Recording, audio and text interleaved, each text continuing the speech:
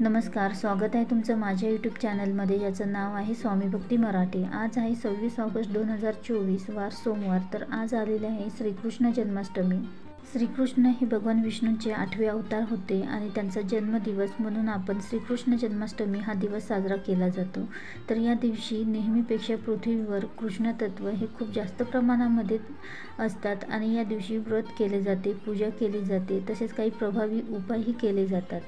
तर असाच एक उपाय आपल्याला करायचा आहे। तर आज संध्याकाळी कापुरासोबत आपल्याला ही एक वस्तू जाळायची आहे। तर यामुळे घरातील वास्तुदोष, नकारात्मकता, अडचणी नष्ट होऊन इडापिडा दोष नष्ट होतील आणि घराची आणि घरातील व्यक्तींची भरभरून प्रगती होईल। तर कोणता उपाय करायचा आहे हे आपण या व्हिडिओमध्ये बघणार आहोत। तर व्हिडिओ स्किप न करता संपूर्ण बघा आणि जे कोणी नवीन असेल या चॅनलवरती तर सबस्क्राईब करा। तर तुम्ही जर हे व्रत केले असेल तर हे व्रत रात्री 12 वाजता सोडायचे आहे आणि जर तुम्ही श्रावणी सोमवारचे व्रत केले असेल तर तुम्ही संध्याकाळी नेहमीप्रमाणे हे व्रत सोडू शकता। तर हा उपाय आपल्याला आज संध्याकाळी 6 ते 12 वाजेपर्यंत तुम्ही केव्हाही हा उपाय करू शकता। तर या दिवशी अनेक योग जुळून आले आहे आणि या शुभ योगावर जर आपण काही सेवा केल्या, काही उपाय केल्या तर त्या सिद्ध होतात।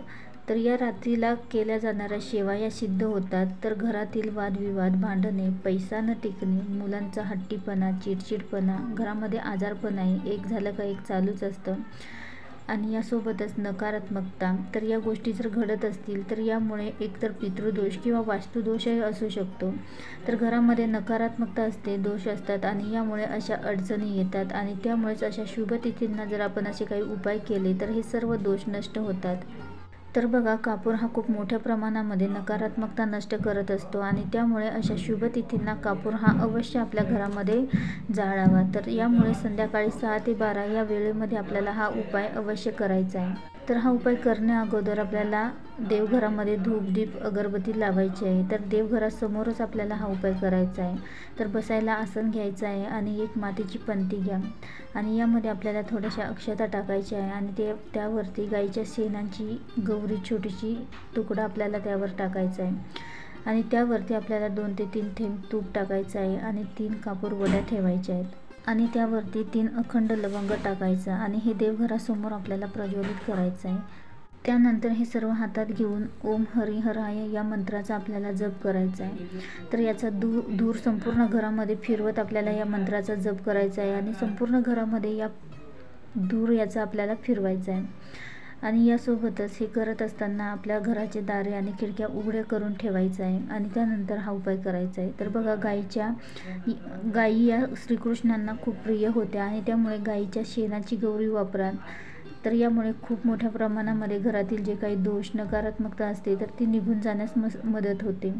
तर हे थंड झाल्यानंतर या वस्तू तुम्ही निर्माल्यामध्ये टाकू शकता। तर यामुळे सर्व अडचणी, संकट कमी होऊन तुमची आणि तुमच्या घरातल्यांची प्रगती होईल। त्यानंतर संध्याकाळी घरातून आपल्याला ही एक वस्तू बाहेर फेकायची आहे। तर एक विड्याचं पान घ्यायचं आहे आणि त्यावरती चिमूटभर जव ठेवायचं आहे। तर जव हे आज 4थ्या श्रावणी सोमवारी शिवामूठ जव आहे। तर हे घेतल्यानंतर त्यावरती थोडंसं तेल टाकायचं आहे किंवा तूप टाका आणि हे पान शिवपिंडीसमोर ठेवायचं आहे।